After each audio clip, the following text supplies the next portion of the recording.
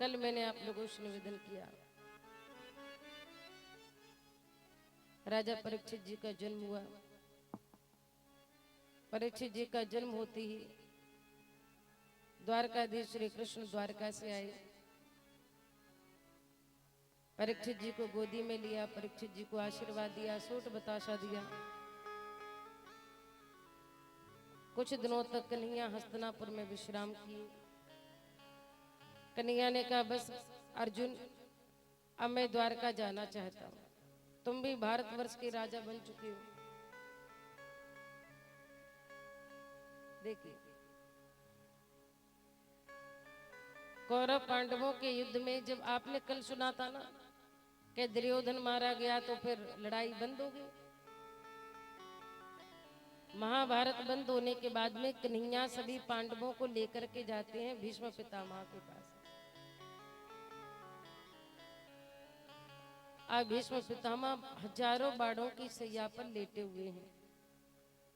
एक एक बूंद करके जिनके शरीर का सारा रक्त, सारा खून बह गया। जिनको इच्छा मृत्यु का वरदान है, लेकिन वो महीनों से बाणों की सैया पर, कई दिनों से बाणों की सैया पर लेटे हुए।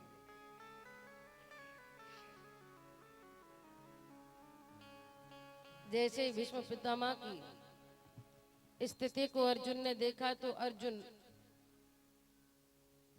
पितामह के चरणों को पकड़कर पितामह के चरणों के पास खड़े होकर रोने लगे। अर्जुन ने कहा, पितामह, आज आपकी ये स्थिति, आज ये बाणों की सैया आपको मेरी वजह से मिली है। मैंने आपको इतना कष्ट दिया है, मैंने आपको इतना दुख दिया है। पितामह ने कहा, अर्जुन, इसमें तुम्हारी कोई इच्छा नहीं है, तुम्हारी कोई मर्जी नहीं है। कन्हैया ने कहा, पितामह, ये आपके जो पौत्र है ना पांडव, ये भारतवर्ष के राजा बन चुके हैं, ये विजय प्राप्त कर चुके हैं, जीत चुके हैं। अब इनको थोड़ा कुछ राजपाट का ज्ञान दीजिए। पितामह ने कहा, राज धर्मान, दान धर्मान, मोक्ष धर्मान विभाग सा। अपना पेट भरने से पहले प्रजा के लोगों को देख लेना चाहिए कि मेरी नगर में, मेरी प्रजा में कोई भूखा तो नहीं बैठा है। ध्यान देना जितने भी लोग बैठे। एक सच्चा लीडर, एक सच्चा नेता, एक अच्छा मुखिया वो होता है जो सबका पेट भरने के बाद में स्वयं भोजन करता है। पितामह ने कहा कि तुम राजा तो बन गए, लेकिन खुद भोजन करने से पहले एक बार अपनी प्रजा में दृष्टि डालकर देख लेना कि मेरे नगर में कोई भूखा तो नहीं बैठा है। अपने घर में उजाला करने से पहले अपने नगर में देख लेना कोई अंधेरे में तो नहीं बैठा है। अच्छा बेटा, एक बात और याद रखना, पाप करना तो पाप है, लेकिन पाप को देखना, तमाशा देखना डबल पाप है। यदि हमारे सामने, यदि हमारी आंखों के सामने कुछ गलत हो रहा है, अन्याय हो रहा है, अत्याचार हो रहा है, भ्रष्टाचार हो रहा है, किसी नारी पर अत्याचार हो रहा है, किसी निर्बल पर, किसी सज्जन पर, किसी दुर्बल पर, किसी मजदूर पर अत्याचार हो रहा है, अन्याय हो रहा है, यदि हमें विरोध करने की क्षमता नहीं है, रोकने की हिम्मत नहीं है, ताकत नहीं है, तो खड़े मत रहो, उस जगह को छोड़ के भाग जाओ। विरोध करने की क्षमता हो, रोकने की हिम्मत हो तो रोको, विरोध करो, अन्याय के, अत्याचार के खिलाफ आवाज उठाओ। लेकिन यदि लड़ने की हिम्मत नहीं है, ताकत नहीं है, तो उस जगह पर खड़े होकर तमाशा मत देखो, 1 2 3 हो जाओ, भाग जाओ। जब ये बात पितामह ने कही ना,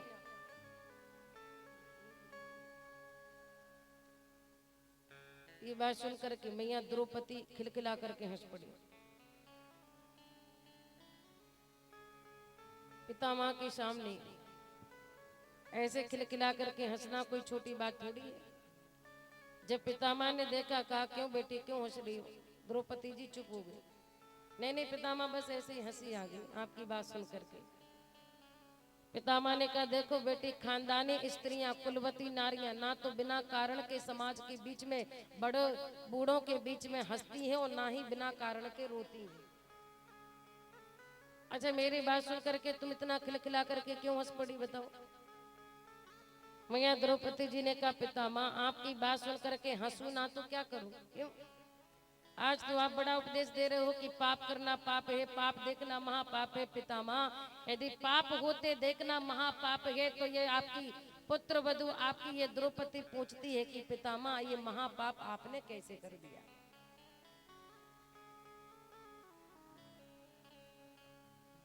मैया द्रौपदी जी ने कहा पितामह, आज भी मुझे वो दृश्य याद है।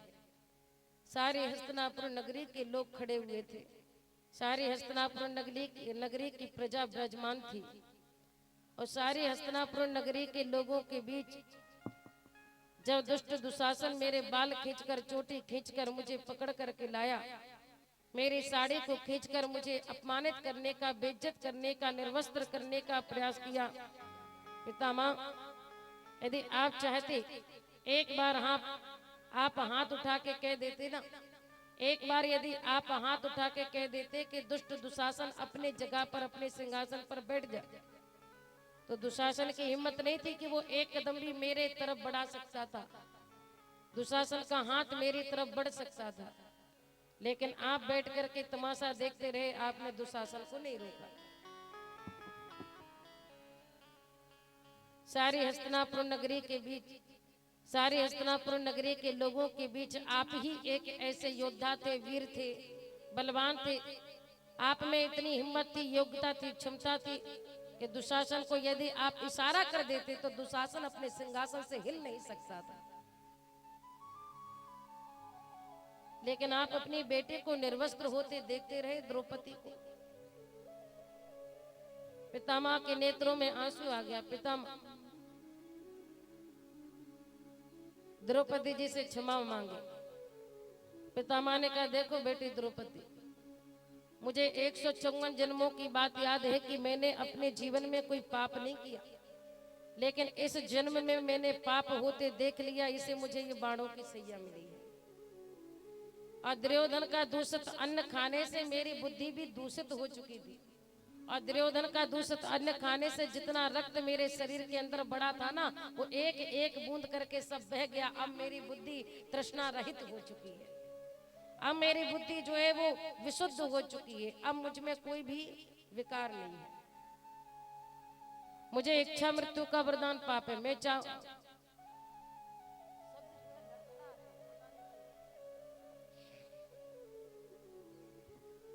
बोलो जय श्री कृष्ण।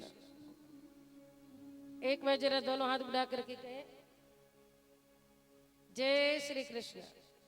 एक बार और जय श्री कृष्ण, जय श्री कृष्ण। देखो मुझे कम सुनाई देता है, इसलिए तो बेचारे माइक वाले भैया को परेशान करती हूँ। पितामह ने कहा बेटी द्रौपदी, मुझे इच्छा मृत्यु का वरदान पाप है। इच्छा मृत्यु का वरदान प्राप्त होने के बाद भी मैं बाणों की सैया पे लेटा हूं। मैं चाहूं तो मैं कभी भी नहीं मर सकता, लेकिन फिर भी मुझे इतना कष्ट सहना पड़ा। क्यों? तुम्हारी वजह से। क्योंकि मैंने तुम्हारी बेइज्जती होते देखा, मैंने विरोध नहीं किया। मैया द्रौपदी जी ने कहा पितामह क्षमा कीजिए, आपको कष्ट पहुंचाने का मेरा कोई मतलब नहीं था, मेरा कोई मन नहीं था। लेकिन यदि मेरे शब्दों से आप आहत हुए हैं, आपको कष्ट हुआ है, तो मैं क्षमा चाहती हूँ। वो तो आपने कह दिया तो मेरे मुंह से निकल गया, मुझे वो बात याद आ गई, वो दृश्य याद आ गया। वो तो मेरे कन्हैया थे जिन्होंने मेरी लाज बचाई, वरना आपने तो हाथ खड़े कर दिए थे। कन्हैया ने लाज बचाई। सारी विच नारी है, किनारी विच सारी है, सारी है किनारी है, किनारी है की सारी है।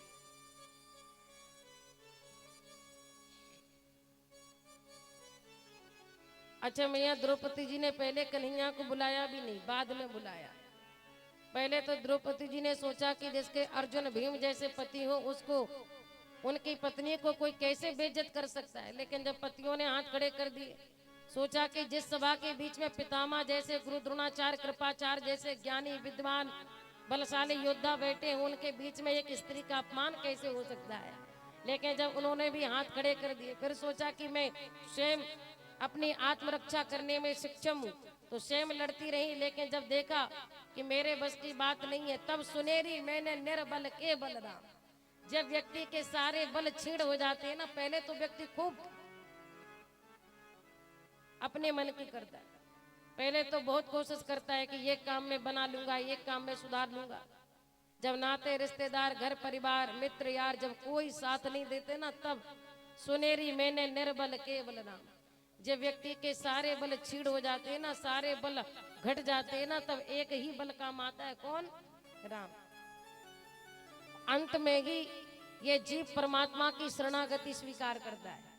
अच्छा एक बात बताओ, पहले ही भगवान की शरणागति यदि हम स्वीकार कर लें, पहले ही हम परमात्मा के चरणों में पूर्ण रूप से समर्पित हो जाएं, आत्मसमर्पण कर दें, हे जीत तुम्हारे हाथों में और हार तुम्हारे हाथों में, दुख दो तो स्वीकार, सुख दो तो स्वीकार, तुम जो दो हमें सब स्वीकार। और यदि ये भावना हमारे अंदर आ जाएगी ना, जो सुख में सुमरण करे तो दुख काहे को होई। अच्छा लेकिन एक बात है, एक कवि ने लिखा है, हमें कहना तो आता है मगर करना नहीं आता, हमें सुनना तो आता है मगर करना नहीं आता, राम ने जिंदगी तो दी बस हमें जीना नहीं आता। राम का नाम अमृत है हमें पीना नहीं आता, श्री राम का नाम अमृत है हमें पीना नहीं आता, राम ने जिंदगी तो दी बस हमें जीना नहीं आता। अच्छा एक बात बताइए, एक बात आप सभी लोग ध्यान से सुनना, जितनी माता बहनें बैठी हैं, भैया बैठे हो ना, भगवान का कोई दोष नहीं है, भगवान तो हमेशा अच्छा ही करते। माला बनाई मोती की बीच में डाला सूत, क्या डाला? माला बनाई मोती की बीच में डाला सूत, माला बिचारी क्या करे जब जपने वाला कपूत। अगर जपने वाला कपूत बैठा है तो बताओ माला का क्या दोष है कि नहीं? जब काबू में अपना मन नहीं तो फिर ध्यान क्या करें, और आंखें ना करें दीदार तो बताओ भगवान क्या करें। जब हमारी आंखों में भैया बोले मां के बिहारी लाल की, तो मैं निवेदन कर रही थी, पिता माँ ने कहा तुम लोग थोड़ा शांत खड़े रहो, मैं थोड़ा कन्हैया से बात करूं। कन्हैया को देखते देखते पितामह का प्राणांत हो गया। सारे पांडव राजा बन गए। कुछ समय बाद जब कन्हैया अर्जुन को लेके जाते हैं द्वारकापुरी में, अर्जुन के सामने सारे यदुवंशी आपस में लड़ झगड़ करके मारे गए। अकेले अर्जुन लौट के आए तो युधिष्ठिर जी ने कहा, अर्जुन वंचितो हम महाराज हरिणा बंधु रूपिणा, एन में पतम तेजो देव विश्वापनम महत। अर्जुन तुम्हारे चेहरे का तेज नष्ट क्यों है, तुम्हारे मस्तिष्क का तेज नष्ट क्यों है? क्योंकि व्यक्ति के चेहरे का मस्तिष्क का तेज नष्ट तब होता है जब उससे कोई पाप हो जाता है। क्या तुमसे कोई गौ हत्या तो नहीं होगी, ब्रह्म हत्या तो नहीं होगी? क्या तुम्हारा प्रिय तुम्हें कोई तुम्हारा अपना छोड़ के तो नहीं चला गया, जो तुम्हारे चेहरे की रौनक चले गई, तुम्हारे चेहरे का मस्तिष्क का तेज नष्ट हो गया। अरे अर्जुन इतना रो क्यों रहे हो, बताओ ना भाई अर्जुन क्या हुआ? अर्जुन ने कहा भैया रो ना तो क्या करूं, क्यों?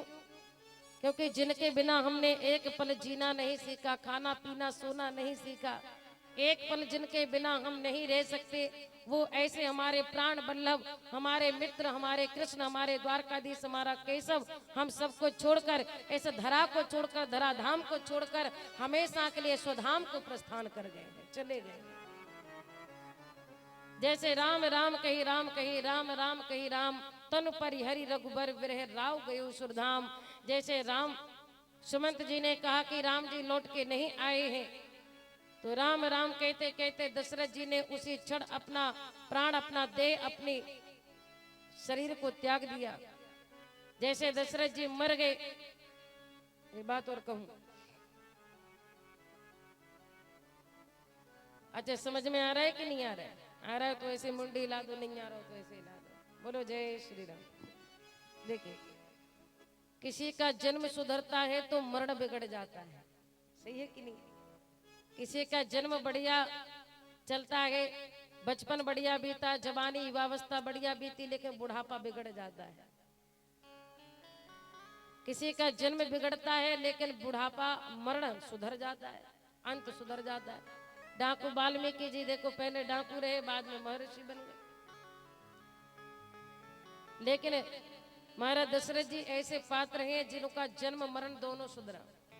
रामचरितमानस में लिखा है क्या? जन्म मरण सब दुख सुख। देखो महाराज दशरथ जी ने जियन मरण फल दशरथ पावा।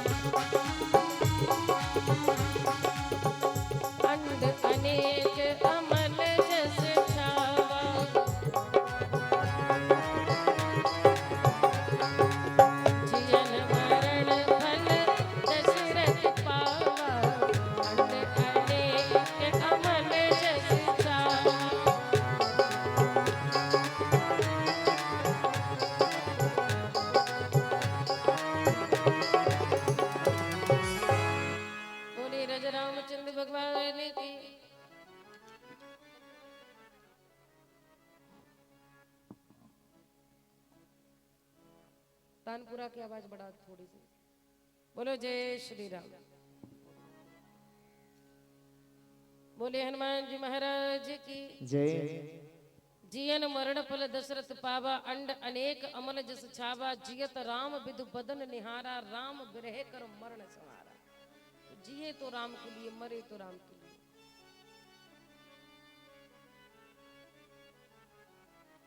जैसे महाराज दशरथ जी ने राम राम कहते कहते प्राण त्याग दिया, जैसे मैया कुंती ने सुना कि कन्हैया छोड़ के चले गए, कृष्ण कृष्ण कहते कहते कुंती मैया ने प्राण छोड़ दिया।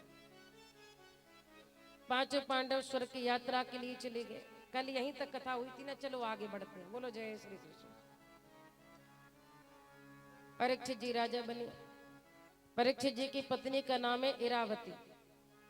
परीक्षित जी के राज्य में अपने घरों में कोई ताला नहीं लगाता है। परीक्षित जी भेष बदल बदल करके साधु संतों के आश्रम में जाते हैं, भेष बदल करके उनके आश्रम में झाड़ू लगाते हैं, साधु संतों के पैर दबाते हैं, सेवा करते हैं।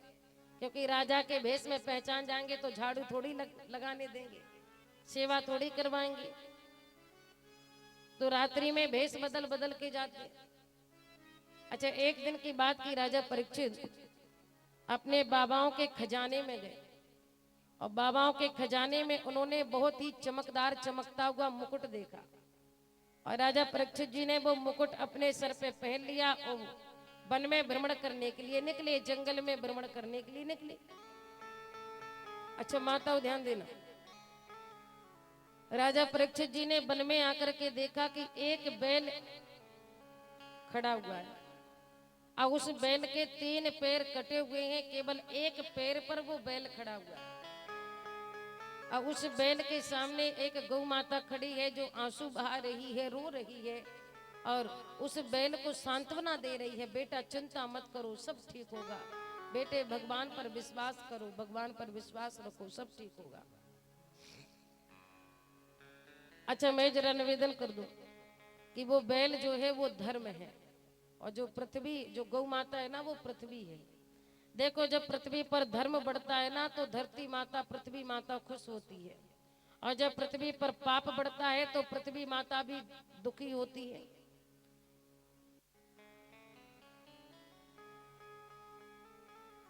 इन दोनों को राजा परीक्षित जी ने देखा।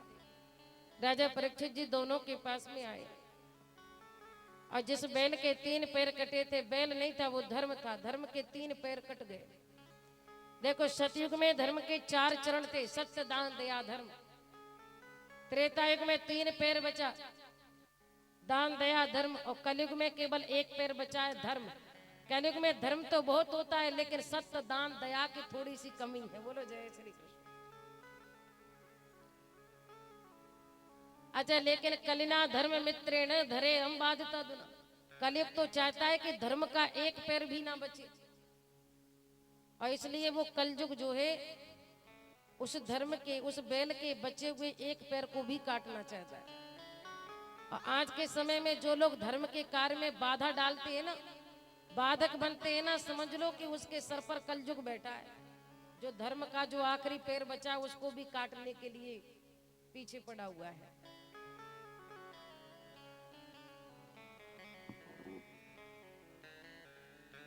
राजा परीक्षित जी ने कहा, भैया आवाज बढ़ा दीजिए।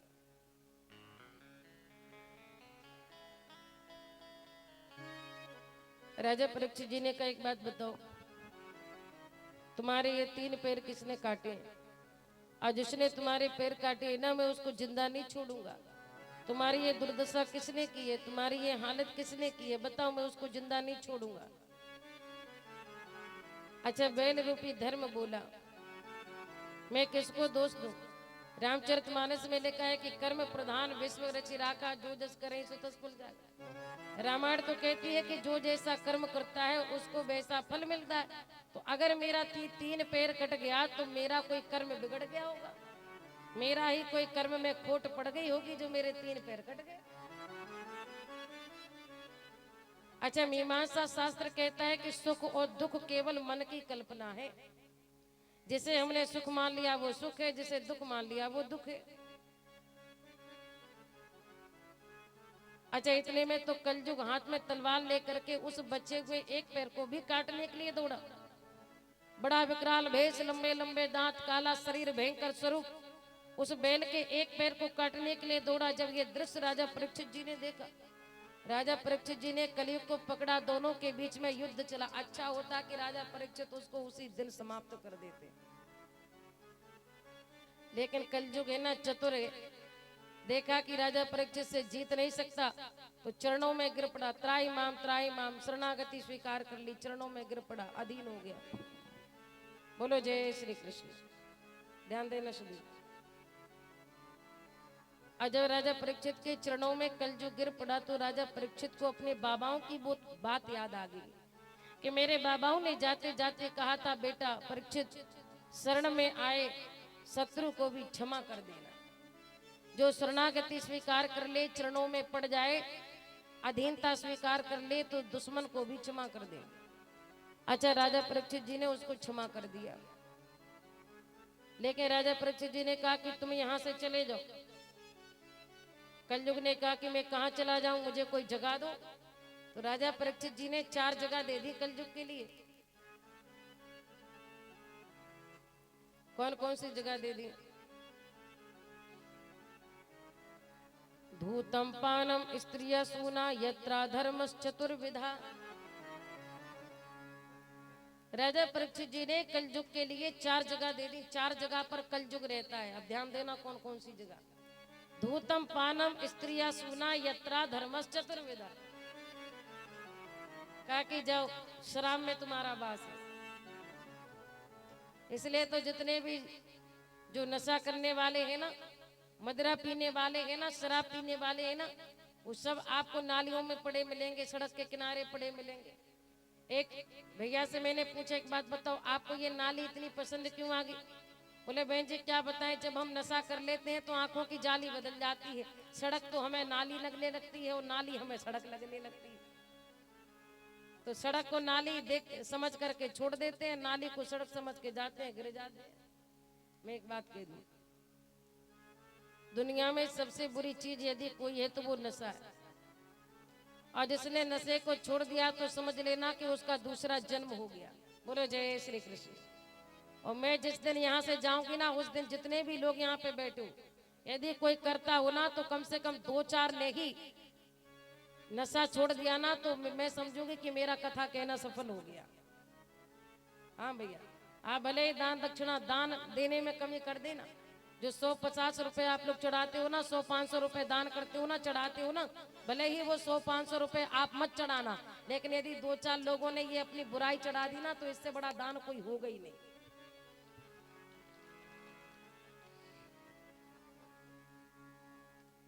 बोलिए राजा रामचंद्र भगवान की जय। बोलिए ध्यानाथ की जय। तो राजा परीक्षित जी ने उसको छोड़ दिया। अच्छा, लेकिन कलयुग ने कहा कि ठीक है, शराब में तुम्हारा वास, और बोले धूर्त कीड़ा यानी जुए में तुम्हारा वास। और ईमानदारी से पांडवों ने जुआ खेला तो वो भी द्रौपदी को हार गए, बिना बेईमानी के होते ही नहीं है। अच्छा ठीक है, जुए में तुम्हारा वास। तीसरा, धूत धूतम पानम स्त्रिया सुना, जो दूसरे की बहन बेटी पर कुदृष्टि डालता है, बुरी नजर डालता है, जो दूसरे की पत्नी पर, दूसरे की बहन बेटी पर, पराई स्त्री पर जो कुदृष्टि डालता है, बुरी नजर डालता है, उसमें तुम्हारा वास, उस नजर में तुम्हारा वास। कलयुग ने कहा कि ये सब तो गंदी गंदी जगह है, बुरी बुरी जगह है, कोई बढ़िया सी जगह दे दो। आखिरी में कह दिया राजा परीक्षित जी ने कहा कि जाओ, सोने में तुम्हारा वास। और भगवान तो कहते हैं कि अस्मि कांचनम, सोना मेरा रूप है, हिरण्यगर्भ भगवान का एक नाम। अच्छा, जो सोने में भगवान है तो फिर सोने में कलयुग कैसे रह सकता है? सुनो, ईमानदारी से जो कमाया हुआ सोना है ना, उसमें भगवान का वास है। और जो चोरी डकैती, गला काट कर, जो लूट पाट करके जो पड़ा हुआ मिला हुआ सोना लेके आता है, उसमें कलयुग का वास है। अच्छा, ईमानदारी से बताओ, किसी को सोना मिल जाए तो छोड़ देगा? चाहे कलयुग नहीं, ऐसे 10 कलयुग घर में बैठ जाए, लेकिन सोना नहीं छूटेगा। ठीक है कि नहीं? छोड़, माता बहनों को तो सोना बड़ा ही पसंद है। गला कट जाए पर सोने की चेन ना कट जाए। माता, अरे सोने की चेन कट गई तो 10 बनवा लोगे, गला कट गया तो 10 बार थोड़ी लगवा लोगे। लेकिन फिर भी हमारे सोने चांदी के पीछे पड़े हैं बस। जो मेहनत मजदूरी से, परिश्रम से, कमाई से जो खरीद करके सोना लाते हैं ना, उस सोने में भगवान का वास है। अच्छा, जब ये कहा कि सोने में तुम्हारा वास, तो कलयुग जो था, वो राजा परीक्षित जी का जो मुकुट था ना, वो भी सोने का था, उसी में जाके बैठ गया। एक सज्जन हमसे बोले, क्यों बहन जी, राजा परीक्षित जी का जो मुकुट था वो क्या बेईमानी का था? क्या वो ईमानदारी का नहीं था? अच्छा, वो राजा परीक्षित जी का जो मुकुट था ना, वो उनका मुकुट थोड़ी था, वो जरासंध का मुकुट था। कन्हैया ने पांडवों के हाथों से जरासंध का वध करवा के उसके मुकुट को खजाने में रखवा दिया। अब वही चमकदार मुकुट पहन के राजा परीक्षित जी आ गए, इसलिए कलयुग बैठ गया। और जब राजा परीक्षित जी उधर से आए तो बड़ी प्यास लगी। अब इन दिनों तो भाई पल पल प्यास लगती है कि नहीं? प्यास लगी। और राजा परीक्षित जी ने देखा कि आश्रम पड़ा, आश्रम के सामने एक महात्मा जी बैठे, समीक मुनि। राजा परीक्षित जी ने समीक मुनि जी से कहा, महाराज प्यास लगी है, जल पिला दो। लेकिन वो महात्मा तो अंतर्मुखी हो चुके थे, अंतर यात्रा कर रहे थे, अंतर ध्यान कर रहे थे, देहाभ्यास भूल चुके थे। उनको अपने तन की, शरीर की कोई सद्बुद्धि थी नहीं, वो तो अंदर दौड़ रहे थे। बोलो जय श्री राम। अच्छा, उनको नहीं पता था कि मेरे सामने कौन खड़ा है, कौन बात कर रहा है, वो तो ध्यान मग्न हो गए थे। राजा परीक्षित जी ने दूसरी बार कहा, महाराज प्यास लगी है, जल पिलाओ। नहीं दिया। तीसरी बार जल मांगा, जल नहीं मिला तो राजा परीक्षित को बड़ा क्रोध आ गया। अच्छा, राजा परीक्षित जी होते तो क्रोध नहीं आता। ये क्रोध राजा परीक्षित जी को नहीं आया, कलयुग को आया। राजा परीक्षित जी को इतना क्रोध आया, क्रोध के मारे नजर डाल करके इधर उधर देखा तो एक मरा हुआ काला नाग डला था। आप देखे, विनाश काले विपरीत बुद्धि। जो राजा परीक्षित भेष बदल करके साधु संतों के आंगन में झाड़ू लगाते थे, बुहारी करते थे, जिन साधु संतों के पैर दबाते थे, जो राजा परीक्षित, आज देखो कली का दुष्प्रभाव देखो, आप कलयुग का दुष्प्रभाव देखो, विनाश काले विपरीत बुद्धि। वो ही राजा परीक्षित एक मरा हुआ काला नाग डाल करके महात्मा के गले में डाल देते। काला नाग उठाया, एक मृत मरा हुआ काला नाग उठा करके, सर्प उठा करके महात्मा के गले में डाल दिया और वहां से चले गए।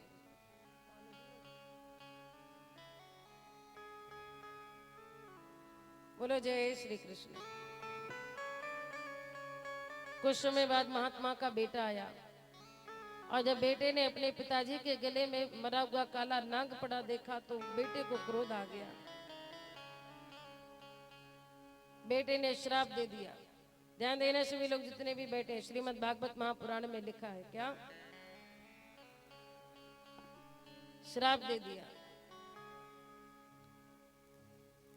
तितिक्षया करुणया मैत्राचा खिल जंतुषु। ध्यान देना सभी, श्रीमद् भागवत में व्यास जी लिखती हैं कि उस महात्मा के बेटे ने श्राप दे दिया।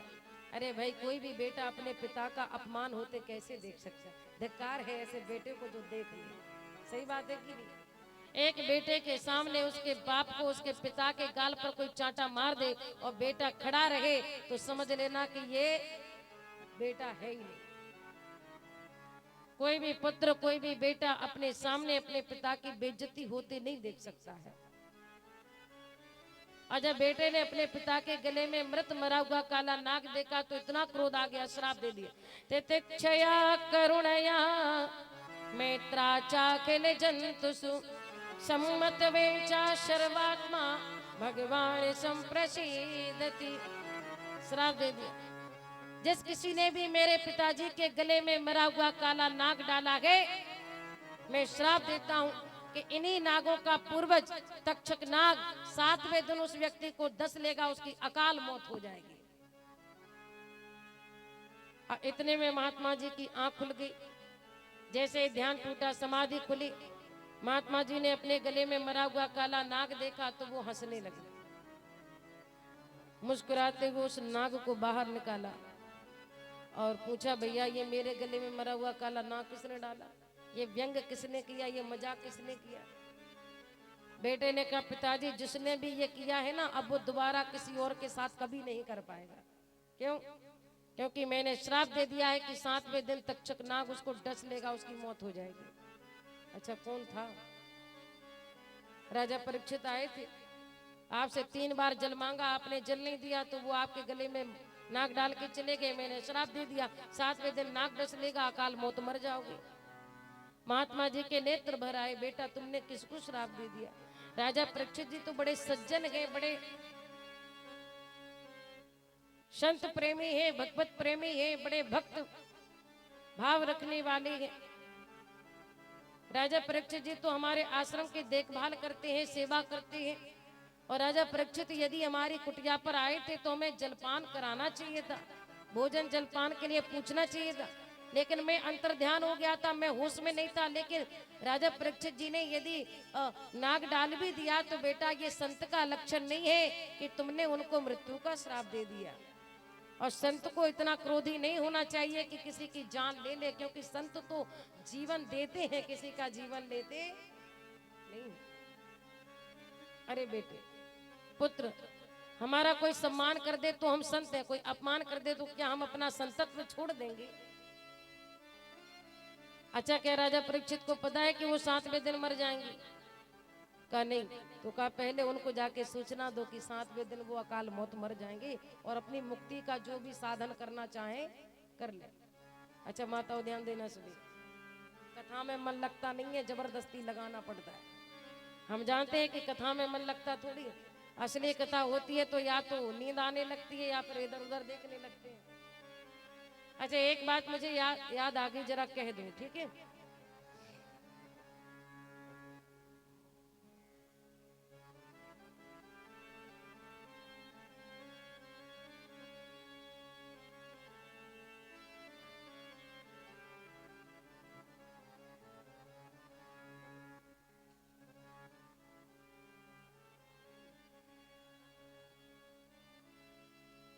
बोलिए कृष्ण कन्हैया लाल की जय। एक बार दोनों हाथ बढ़ाकर कहें, जय श्री कृष्ण, जय श्री कृष्ण, जय श्री कृष्ण। अच्छा, एक ट्रेन में 3 माताएं आ रही थी। कितनी माताएं? एक बोले, कैजी जी तुम्हारी कितनी उम्र है? बोले अभी तो हम 60 साल के हैं। और थी महाराज 80 साल की, 20 साल कम बता दिए। अच्छा, माता बहने अपनी उम्र एज थोड़ी कम ही बताती हैं। अच्छा दूसरे से पूछा बहन आपकी कितनी उम्र है? कहा अभी तो मैं 40 साल की हूँ थी, महाराज 60 साल की, उन्होंने भी 20 साल कम बता दिए। अच्छा तीसरे से पूछा आपकी कितनी उम्र है? कहा अभी तो मैं 35 वर्ष की थी, 45 की, उन्होंने भी 10 साल कम बता दिए। एक 100 साल के बूढ़े बाबा ऊपर वाली सीट पे लेटे थे, ऊपर वाली बर्थ पे लेटे थे, और तीनों की बातें सुन के वो 100 साल के बूढ़े बाबा धड़ाम से नीचे गिर पड़े। तीनों ने कहा कह बब्बा तुम्हें क्या होगा? बोले बेटा हम तो अबे अबे पैदा हुए। वो 100 साल के दादाजी थे ना, और जब वो नीचे गिर पड़े बोले कि दादाजी आपको क्या हुआ? बेटा हम तो अभी अभी पैदा हो रहे हैं, हमारा तो जन्म ही अभी हो रहा है। तुम्हारा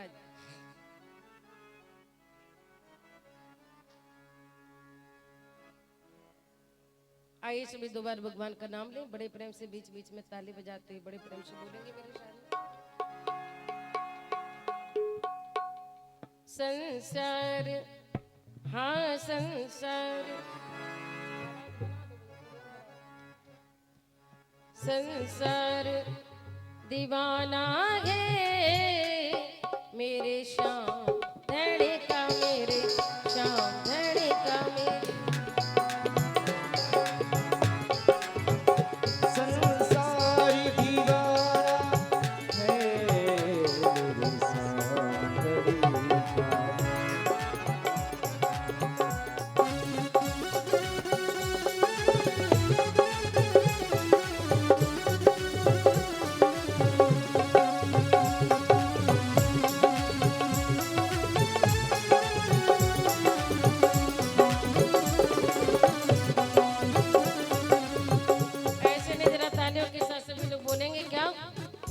संसार